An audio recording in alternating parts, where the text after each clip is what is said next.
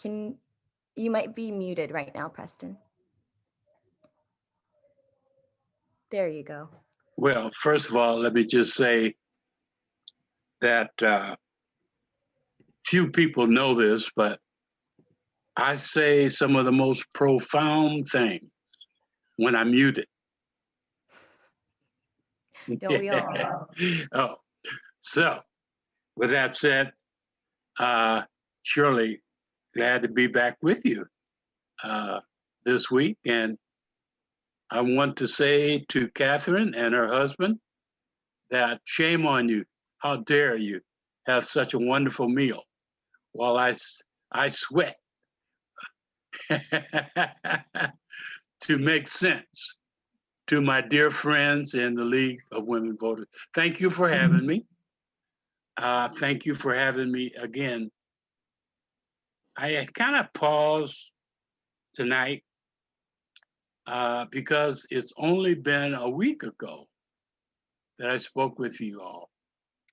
And it kind of sets the stage for what I mentioned to you last week, that these issues and these stories and this history all need to always be put in context. I think I spent a few seconds last week when we talked about the overall subject of racism, but in particular, Will Brown. But I spent some time before I jumped right into the story of Will Brown, and I probably spent a third of my comments talking about the context, CONTEXT, of Will Brown. And some of you were with us last week, and some of you weren't. And so, with that said, I thought it would be worth to say that only a week ago, and so much can happen in a week. A week ago, we had less than 500,000 people who have died of the COVID. This week, that's changed. So all that we have to talk about any subject has the context of 500,000 of Americans dying from an epidemic virus that occurred less than a year ago began. And of course, last week, Joanna and I talked about our plans separately. Joanna from the League, Lindbergh, about our plans to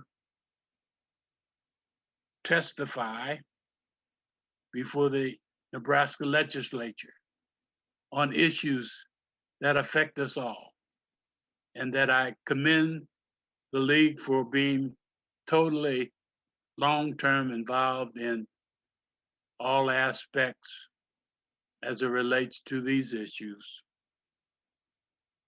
In activism, Joanna spoke on Thursday.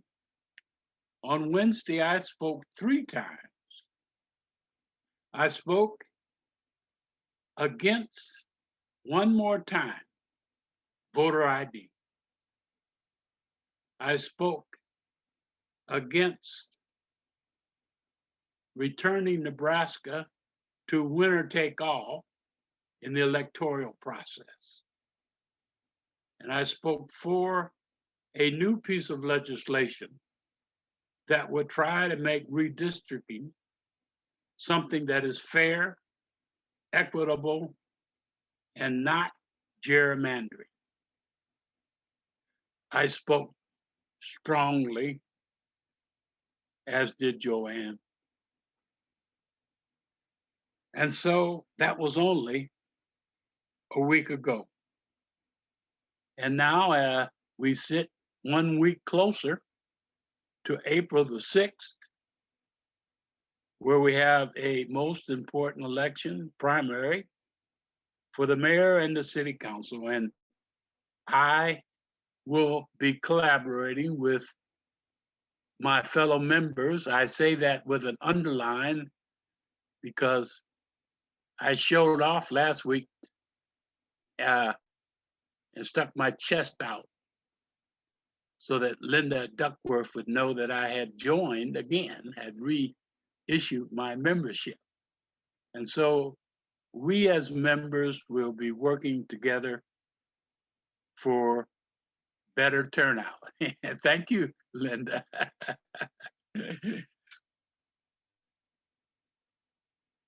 Now, the subject this week is Ed Poindexter. And I thought you might be interested on the front end of my comments to see behind me the actual billboard that we put up about a month ago. Yeah, the way in which these Zoom things work, I probably can, but I'm not really caring that much about that. But I think I could reverse it so it doesn't read backwards. That's not the important part. But that billboard says freedom for Ed Poindexter, which is the subject of my comments. Yes, last we talked about Will Brown and his context in racism and about racism. This week, it's almost like part 2 of racism because Ed Poindexter's story is not about just a man in prison. This week also, we need to look at the context of Ed Poindexter. You know, the context, I could take an hour on the context. The 60s is the context. In 61, in America, we had the Freedom Riders who got on Greyhound buses and went to the South to help fight the civil rights atrocities in the South. And one time, in particular, in 61, they were stopped by a mob and the bus was boarded up and they set so that no one could out and they set the bus on fire. You may remember that, but that's the context part of it. In 63, we had the March on Washington and Martin Luther King gave his iconic I Have a Dream speech in 63. But oh, that's not all. In 63, Martin Luther King, everybody knows his name, and he was a leader for sure, but not the only leader. In Birmingham, Alabama, it was Fred Shuttlesworth. In Kentucky, there was another leader. In North Carolina, other leaders. And even in Alabama, other leaders and other cities. In Mississippi, it was Medgar Evers, who was their Martin Luther King, if you will. In 63, he was shot in the back in his driveway while his wife and kids were inside and ran out to find their father and wife bleeding to death in the front driveway in 1963, Medgar Evers. And let us not forget that in November of 1963, the President of the United States was assassinated. I'm developing for you for you to understand the context of the 60s. We had national riots and civil disobedience and riots in the 60s.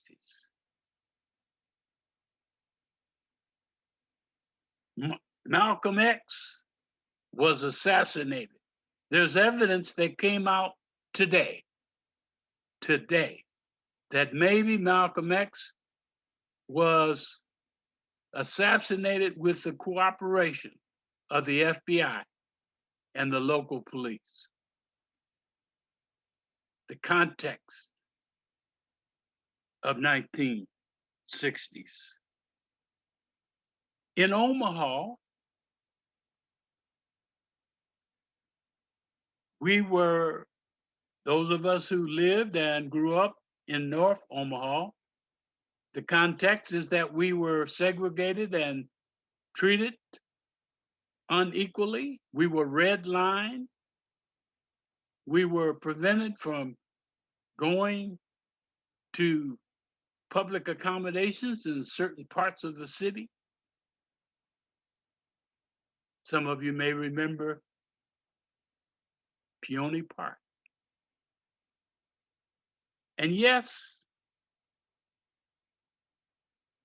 in 1969, my beloveds, there was a little girl, 14 years old.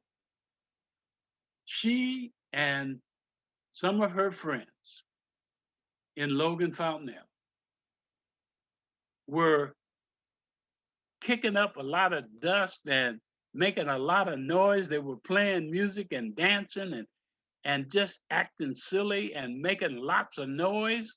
Oh my goodness. And someone called the police and said, people are making too much noise over there. And the police came. And when they got there, these little girls, giddy little girls, ran, laughingly ran, half scared, half having fun. And the police shot one of them in the back of the head and killed her. Her name was Vivian Strong. Ladies and gentlemen, I'm trying to create an environment of the context, nationally and locally.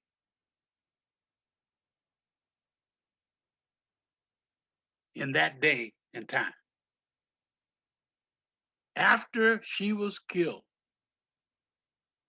there was riots in the streets. Our community had had enough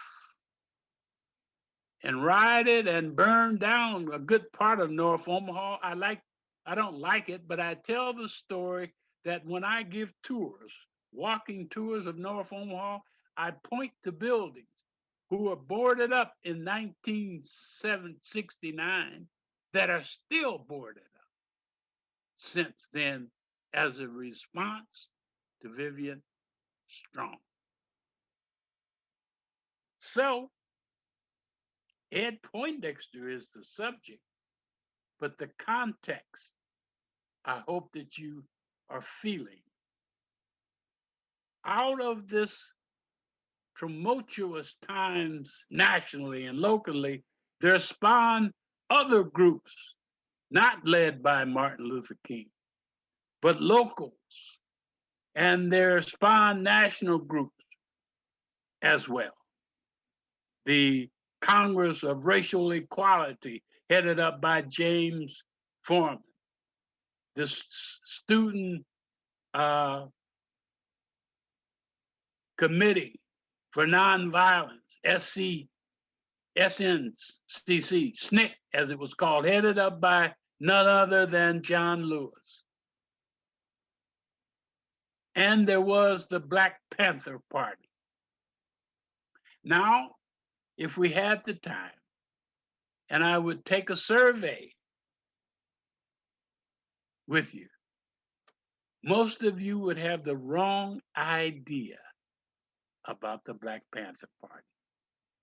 The Black Panther Party was begun on the West Coast as a educational and response group to discrimination in education, lack of food and adequate housing in the Black communities, and to some degree to protect against racist acts. That's what the Black Panther Party was designed to do. And over the time, there were some very high profile personalities. There was Stokely Carmichael, who created the term Black Power and all of its bravado and reaction tied to the Black Panther Party. But hear me through, trust me, it was not a violent group. And chapters popped up all over the country, including Omaha, Nebraska. But by the time of 1970, the FBI, headed by the infamous, whatever his name,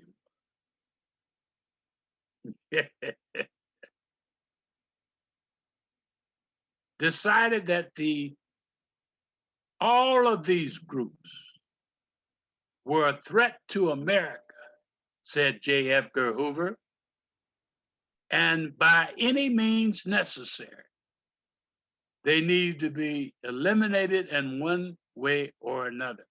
That's the context. I haven't even got to Ed Poindexter yet. And so the Black Panther Party was faced with infiltration, was faced with violent attacks, was faced with members being put in jail for spurious reasons, and faced with unknown bombings and all sorts of things all over the country, my friends. In Omaha, we had a Black Panther chapter, but by the time of 1970, there was so much drama, and stress that the Black Panther Party said that they no longer would have new chapters or grow the chapters that they had. And so in Omaha, most of the Black Panthers formed other groups by all kinds of names. And that group had two members, David Rice and Ed Poindexter. They were in their teens. And they here were feeding and doing educational programs for the North Omaha African Americans.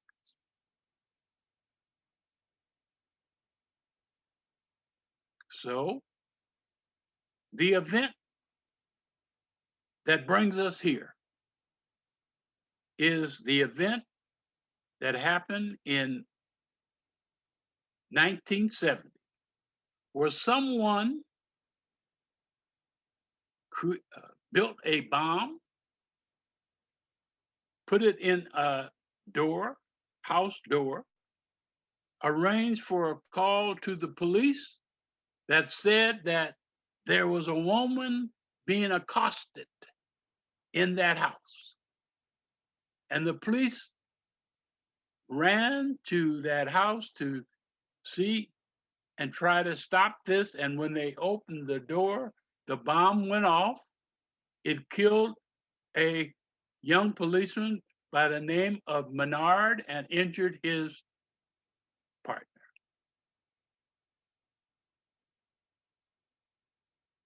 Ed Poindexter and David Rice were accused because someone in the Black community pointed the finger at them and said they were part of the group that did that. They were arrested, they had a trial, and they were found guilty and given life in prison. Ed Poindexter, David Rice. May I say this? The trial was wrought with shenanigans, tampering with the witnesses, and the not use of all the evidence. Once they arrived at Ed and David, they never tried to look beyond them. And over time, ladies and gentlemen, so much evidence, so much of that has been brought out. It's a shame because three things happened. We lost a policeman who didn't deserve to die, his family, all of that pain. The police started right then with a hardened heart about this whole affair, hard as a rock. And then two, what we think is innocent men were found guilty and given life for this crime.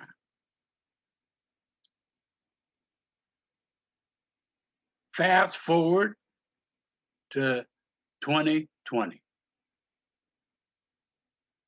Context of time, fast forward to 2020. One of those gentlemen died in prison, Mr. Rice. Mondo, as he was called. The other one has found himself on a billboard, looking like what he looks like now. By the way,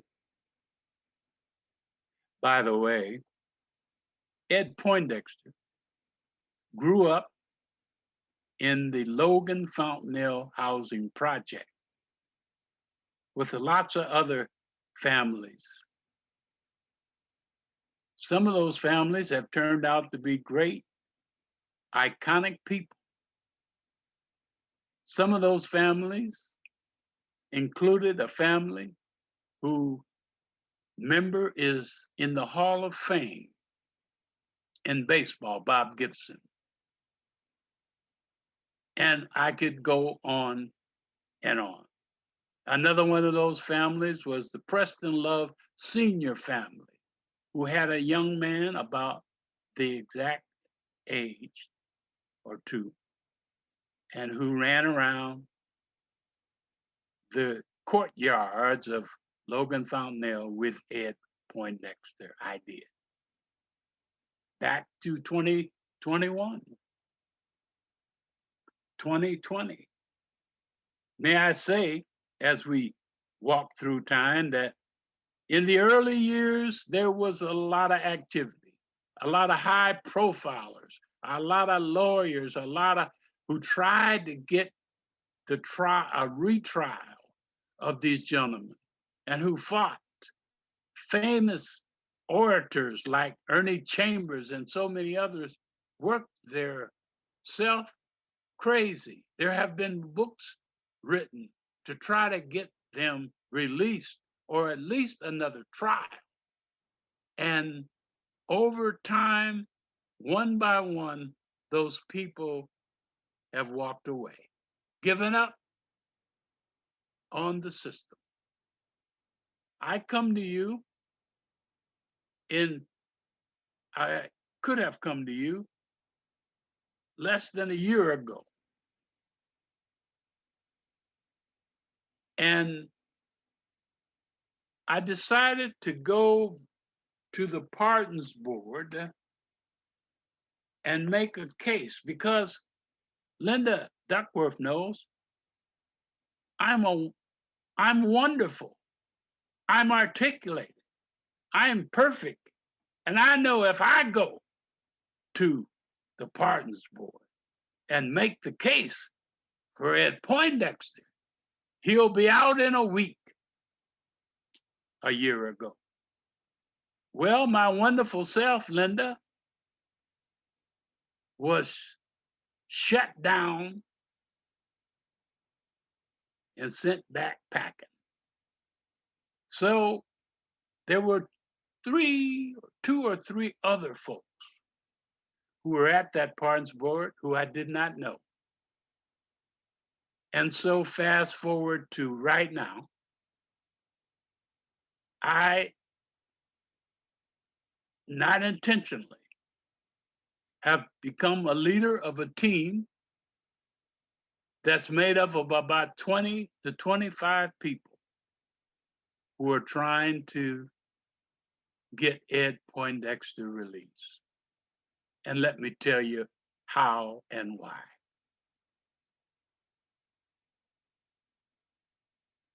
We have had not letters, but petitions to get Ed Poindexter's name on the agenda for the Pardons Board. And just to get on the agenda, and have not been successful. By the way, how many of you know who is the Pardons Board? It's the governor, it's the Secretary of State, it's the Attorney General. That's it. The Pardons Board meets every now and then, maybe around once every little less than a quarter.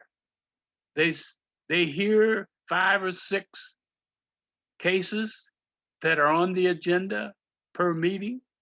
There are 50 people waiting in line.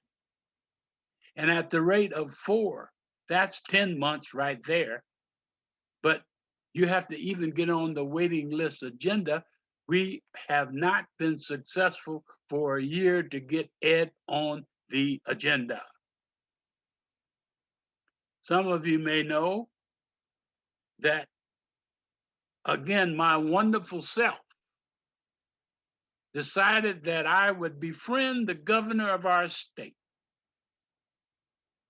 and ask that he put down his politics and I would put down mine, and that maybe he and I could work together for the betterment of our community. He agreed, and we became friends. That is, we talked, and I was able to introduce the governor to our community, put him in meetings. And so the next time my wonderful self went to the Pardons Board with my good friend Ricketts as the chair, I sat down proudly, knowing that with my wonderful self, I now will make the case for Ed to be released or put on the agenda, and was shut down again. It had an effect on my relationship with this governor. Not even to get on the agenda. And so not only that, we organized a prayer vigil at Clare Methodist, United Methodist Church. We had 10 pastors from all jurisdictions. Each one of them prayed a different prayer. We prayed for healing. We prayed for compassion. We prayed for the Menard family. We prayed for the police.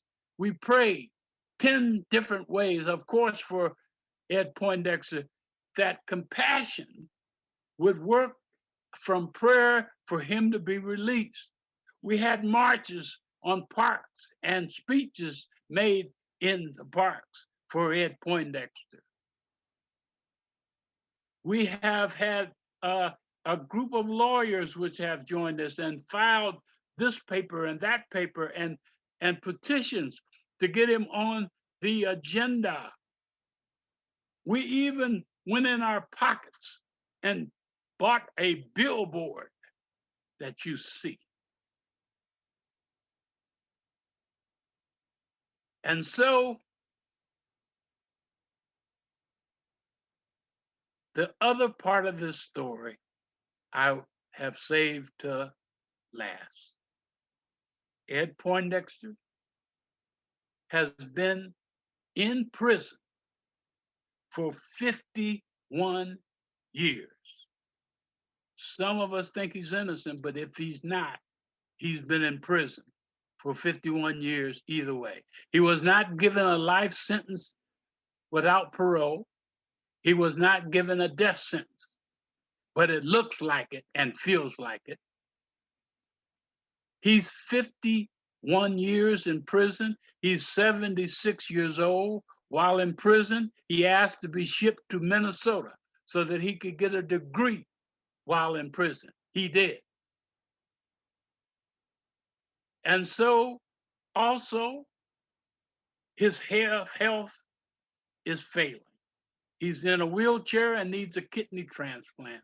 Ladies and gentlemen, Ed Poindexter has done enough time. He needs to be released.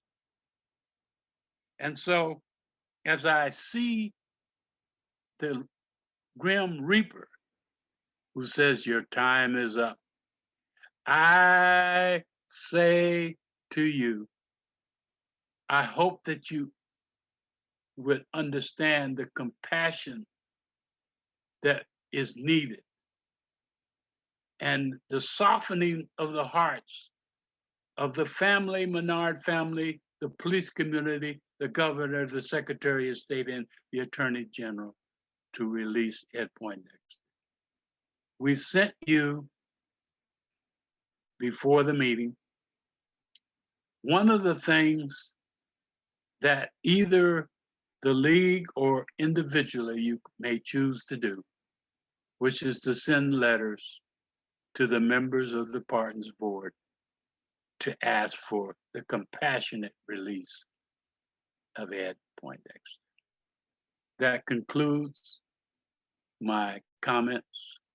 I surely would answer any questions, and I appreciate your attention.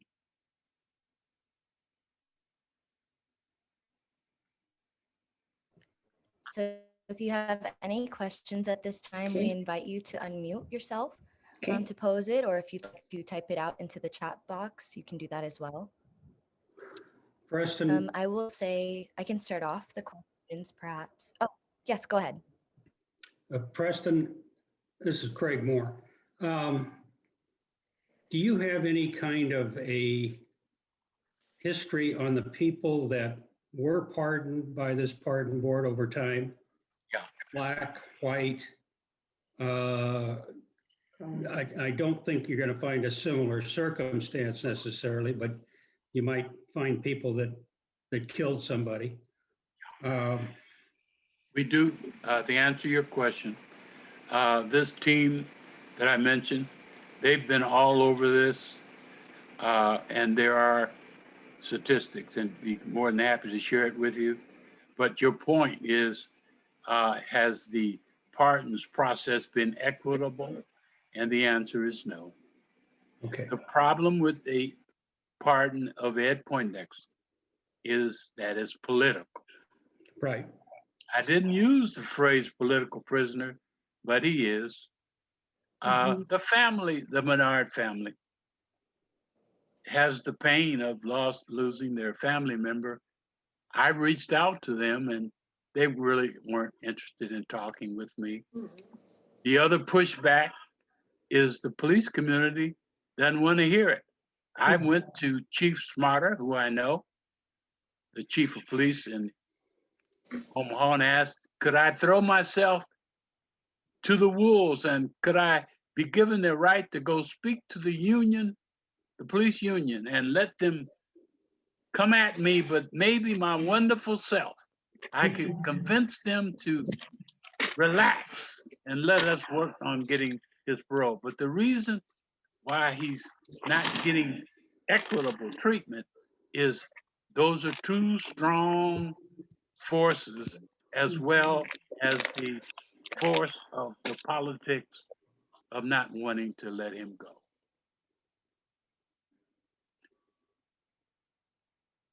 I would love to pose the question of, in terms of the evidence that we now have that show Edward Poindexter's innocence, what would you say is the biggest kind of thing you would say if you did make it onto the agenda? One of the biggest things, good question, has been around since day one. And I'll just make it quick.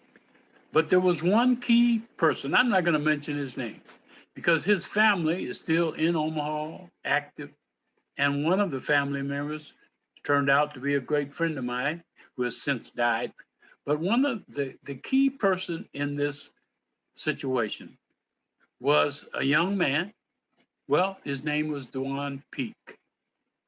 And this young man was the key witness. He's the one that pointed the finger. But guess what? He wasn't going to point the finger in the court. And they had a recess. And we have witnesses to all of this. And after the recess, he came back with sunglasses on and scars on his face. And then he was the key witness that said, those two guys are the ones who built the bomb. Now, maybe that's grounds for to look at. And then there's so much other evidence that was laying around that the prosecution never dealt with. And there was a lot of expert testimony. A lot of that's captured in books and all of that, but it's pretty significant case for a retrial at least.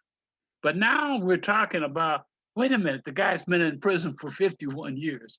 He's not a threat to society. He's lived all of his life in prison. He's had exemplary model prisoner rating in prison. He just needs to be released.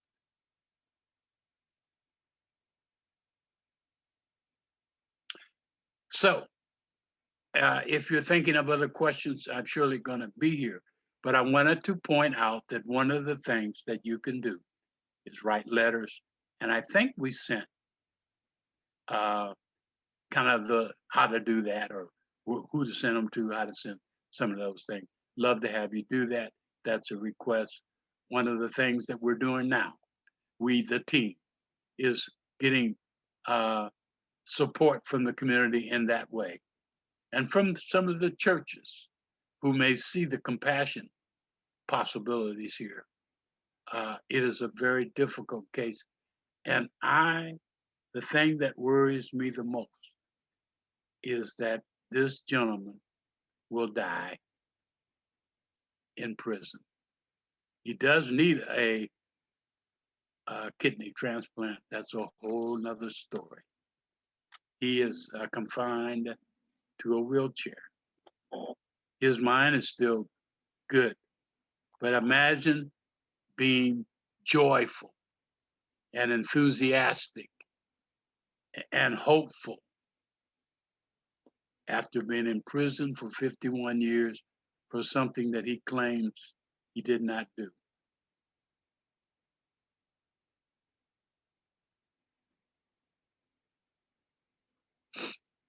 So, I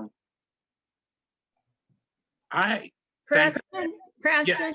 as a nurse, I was wondering what kind of health care is he getting in prison for all these health problems you mentioned?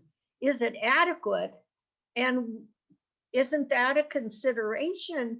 That facility is not, they're not adequate to provide the care that he probably requires right now. What do they do for end of life or near end of life care for the prisoners we now have in jail, Well, namely for Ed? that's a great question. Who said that? Is that Florence? No, it's Marlene Mahoney. Okay, I worked with your mom at the VNA. you did not. I did. I worked with Betty. Okay, Marlene, I see you on the. Let me say this, Marlene. I'm going to speak to you first as a nurse. If you were in the prison with Ed, would you be political? No. No. And I'm going to tell you that those nurses and the medical care that he's getting is pretty good, given there. They do a good job, and they are not political. They're nurses. They're professionals, and they're giving him adequate, is what I would say, care.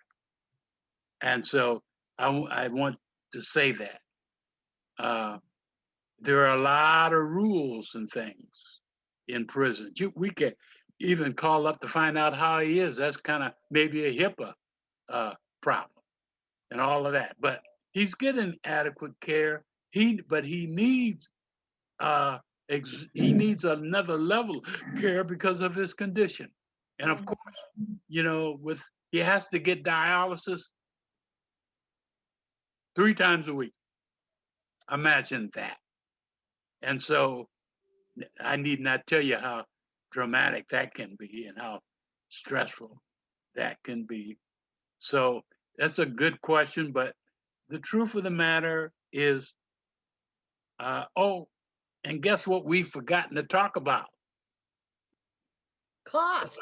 I think it's cheaper if they would put him in the community. It would be much cheaper to pay the state. Well, if you look at it that way, for Shirley, care than where he the is. cost to the state is enormous. Mhm.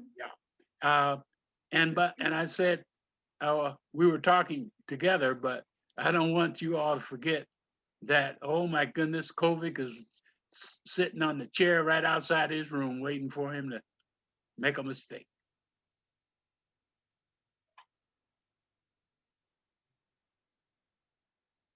I have a question. Go ahead, Jane. Oh, okay. I was wondering, in your opinion, did Angela Davis and Ramsey Clark's involvement in the case make it? You say Angela Davis? Yeah, did Angela Davis and Ramsey Clark's involvement in the case make it actually worse for him to be threatened? For the local people to be threatened by that. After the case in 1970, they were sentenced in 71, I believe. But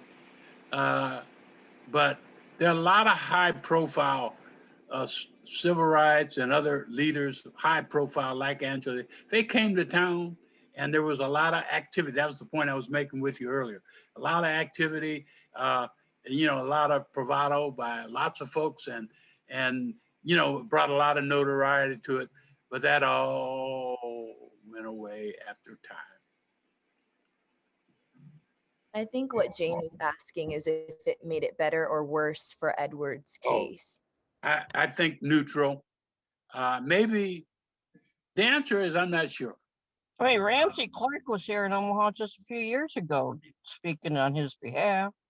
Yeah, people still come and go on that, but if you're talking about more recent, to answer the question, the way it was augmented, that has had no effect, not negatively or positively. It's just nobody seemed to care, and so bring somebody in, have them make a great speech, get on the newspaper, get on this.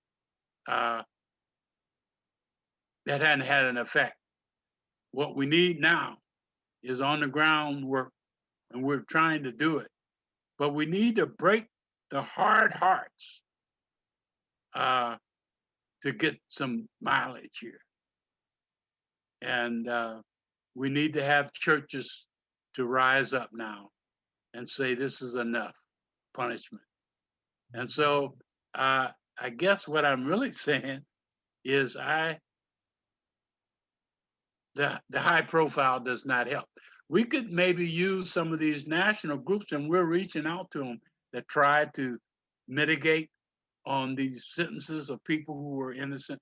We're trying to get him on that agenda. There's a great waiting list there, but I hope I've given you enough answer to that. Was Yeah. Obama, did Obama consider him to be pardoned?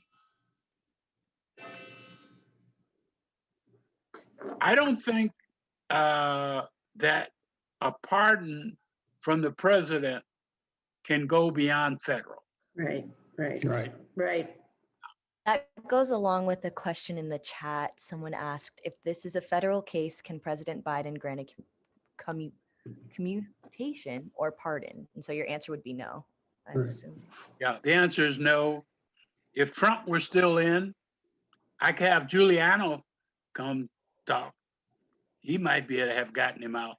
Ha ha ha. But the truth and the serious answer is just that simple. There's no pardons for state down. It's federal only. Preston, you touched on what I was going to ask, which was Brian Stevenson is one of the attorneys. He wrote Just Mercy. Have you communicated with him? And I don't remember, how old was Ed Poindexter at the time that the crime was committed? Well, we can do the math. He's 76 now, and he's been in prison 51. Yeah, so I think he was 15. The math might work, but he was about 15. And Dwayne was 15 or 16. When I was trying to do the math, and I may not have done it right, I was thinking that Ed was a little older. But at any rate, Brian Stevenson is the person that I've known to do the most. And I wondered if you had communicated with I've been trying to, I don't want to say I know him, as if you would run into him and say, Right. do you know Preston Love? You'd probably say no, but I Right. have met him. I have visited the Legacy Museum in Montgomery, and as you probably know, we've taken 150 kids there Right. in our tour. He's never there, but I have tried to reach out to him. I have his book right here. But if we could get his attention, it might make a difference. And you know what? I haven't thought about it for a while, but it might be something to put on my list for us to try to do that. This case now rivals, or I should say, warrants national attention. Yes, exactly, which is why I was thinking of him. So, yeah, I'll give that some further thought also. Yes. Good.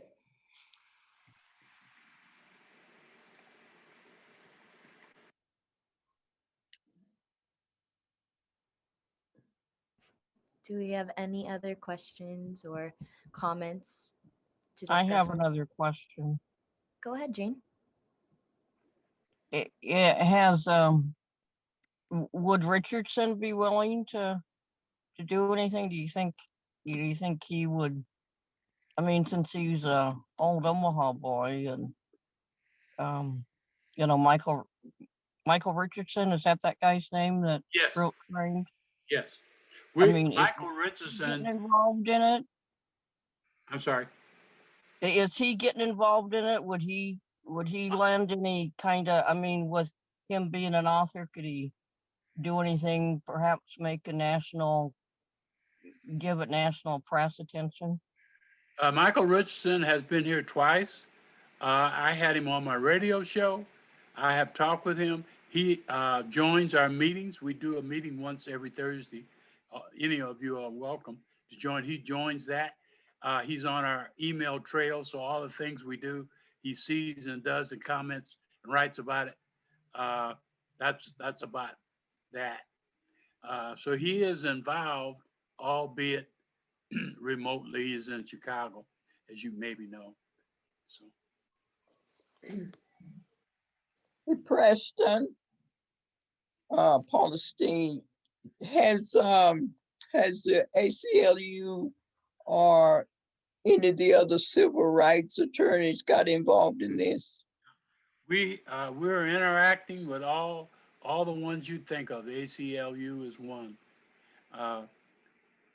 Because what we are up against legally is pretty straightforward. You have to get on the agenda, Right. and we're getting advice and getting some good thinking, and we're filing some great papers, but we're not getting any tangible results. But the one thing that I think we are having an effect on, but it's hard to get the temperature of it, is we have raised the temperature. We have raised the public awareness. I don't know if you all remember, but not too long ago, I took my wonderful self and some others, and we walked from 69th and Dodge around the corner to the governor's house. We set up camp and had a press conference, things like that.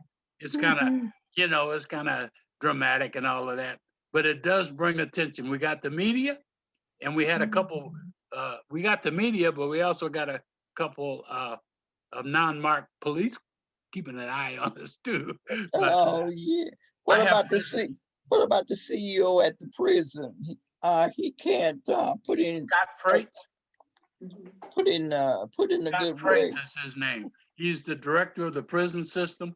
Let me give you the bottom line on that.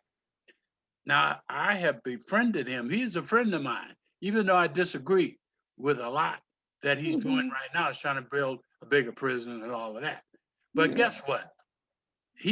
All he's doing is running the prison.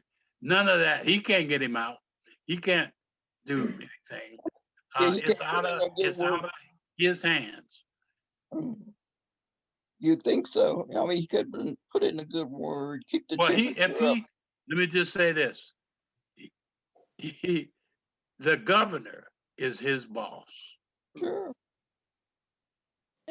There's the problem. Definitely. So what I'd asked you all just to talk it up. I'm surely glad that you chose to take the time to kind of hear, and I didn't give you the full story. There's a lot of more details, but I gave you the big picture and the context. I'm surely you understand the story, and in a funny kind of way, what we're up against. I failed to mention that recently we have been talking to Bob Kerrey, and who was the governor and senator, and at some point in his political career here in Nebraska, he was an advocate and is now an advocate for ideas. We've been getting new ideas from him. We were hoping that if we got the churches involved, maybe Easter could be a pivotal point for compassion. Yeah, but for sure. My point is, Preston, is the fact that he's been in there 51 years. You say he's confined to a wheelchair and he needs a kidney transplant. What do they think this man would be able to do on the outside to justify him remaining behind bars? I don't know, but he's surely not a threat to society. Oh, by the way, I want to mention that he has living family. He has a niece and he has an aunt that are living here in Omaha and are the niece is part of our team, but he has a brother, all of which are living and interacting with us. I will tell you this, there's a lady that's part of the Menard family. She's part of the Menard family, and they don't want to, who doesn't think he should, that thinks he should be released, but she doesn't want to go public and she doesn't want to take on her family. I can understand that. You've been a great, I'm sorry. Sorry, I have one last question for you. So in terms of when we talk about like political prisoners, I guess my question is, living in 2021 with barely any signs of Black Panther Party still continuing, what of the political messaging do you think is the fear of letting him go? There is no, well, first let me answer it this way. A little research says that there are 91 political prisoners, this categorical political prisoners in the US. That's the number that I've seen. But the problem is not the same today context as it was then. It was a strategic move by the FBI. And so if you ask that question back in the day, there was a direct and very focused area to keep the Black Panthers and others off the street politically. Today, what is the problem is really your question, is that it's really not the politics anymore, but it is. It's the family who, when they stand up, nobody wants to take them on. That's a political reaction. And the police, when they stand up and say, no, that's the reaction, is political. And quite frankly, without being overly partisan, it doesn't make good Republican sense to let him out, given what he's been accused of. It would take, there's a word that has been lost. I'm going to recreate that word. I put my glasses on. Courage. It would take courage to release him.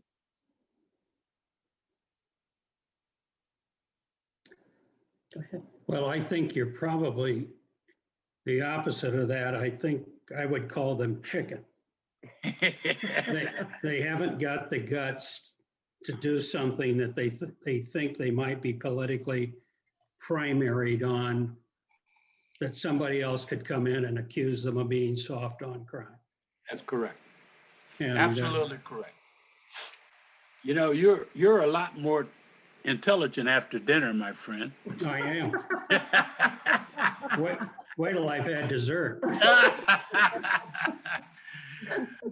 So we are blessed. I hope that in closing for me, I can say to you how blessed we are that we could laugh and have joy while folks in Texas are in unbelievable situations.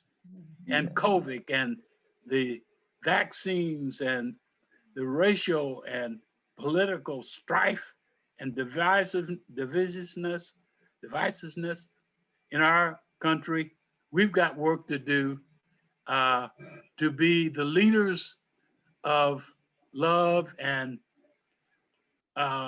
compassion ourselves. We have to do it ourselves. It start in a little Zoom about this size. And so I'm encouraged that we're talking. Well, I think he should be grateful that he has a friend like you. Yes. Thank you, Preston, for taking this on. It's a moral issue, and it was so fitting to start this with the COVID problem in the prisons. Are there other states, any states that you can name that have done this with people that are at a certain age? Well, here's what's, you mean release them? Yeah. It's going on all over the country. I wish I had a list. It's really quite amazing for different reasons, but a lot of them are courageous moves. And a lot of it is a reaction to George Floyd and an attempt to, to do the right thing and all that. It's very encouraging, but that virus hadn't hit Nebraska yet. Yeah. And unfortunately, on the political front, it's not just around the corner. So from that perspective, I mean, COVID in and of itself has led to a number of releases. And I don't know in Nebraska what it will really take. And in fact, I'm sorry to cut you off, but we made several appeals on that alone, just saying, hey, and the governor said, well, we'll just have to wait and see how bad it gets in prison. But I'm not making this up. I'm saying, but because we made when the virus was really peaking and there was no real handle on the vaccine, we were saying, and they're all cooped up and just on and on and on. When we first started talking to Scott Freites about the prison system, not about Ed, but the prison system, they had no cases and no staff, and in about 2 months it went crazy. And so we then used that also to talk about Ed, and so he's all cooped up. He can't get out of, it's just. Yeah.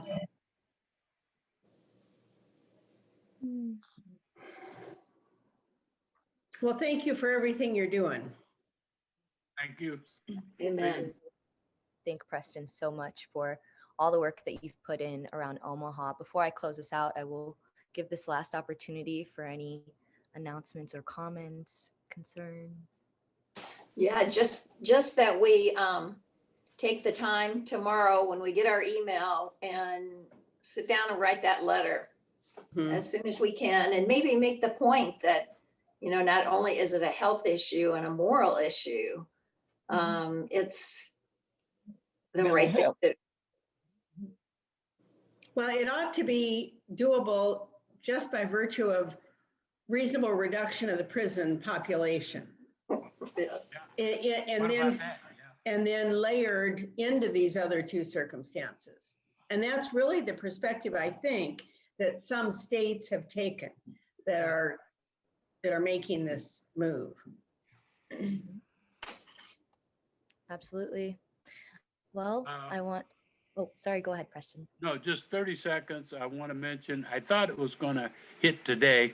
Right before I came on, I checked with the editor of the Omaha World Herald, and I have an editorial, about 1,000-word editorial article on the voting rights. And the title of my article is Nebraska Searching for Democracy in Nebraska. And, and talk about what me and Joanne and many of you have been involved in with all these attacks on democracy. Right. Good. So I think you can look for it maybe Thursday or Friday. And people writing then articles to the opinion page following up on yours would be a good strategy as well. I'd appreciate it. Only if you agree. Sounds like a great cause to get behind. So yeah, if we don't have any other comments or questions, we will be sending out a follow-up email with some information as to how you can write your legislature or whomever involved about Edward Poindexter. We got that lovely link from Preston earlier, so we'll send that out, as well as any information that Preston would like to share with us. If some of you would like the information about the Thursday meetings, Preston, if you could share that with us, that would be awesome, if anyone would like to join. But outside of that, I want to thank you all again, finally, for joining us, and we look forward to seeing you next month. Have a good night, guys. Thank you.